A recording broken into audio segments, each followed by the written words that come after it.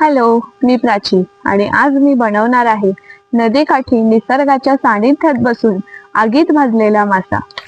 नदी काठची झुळूक जशी शीतल स्पर्श देऊन जाते, तशी भाजलेल्या माशांची चव मनात घर करून जाते.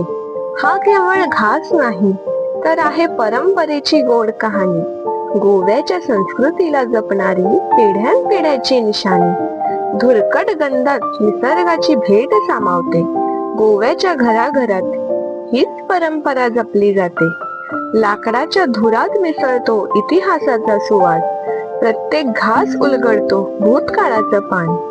निसर्ग, नदी आणि माणूस यांचा संगम अद्वितीय, माशांच्या भाजण्यात सामावलेला गोव्याचा वारसा अनोखा. प्रत्येक धुरकट सुवास सांगतो गोष्ट जुनी, निसर्गाशी एकरूप होणे हीच खरी श्रीमंती.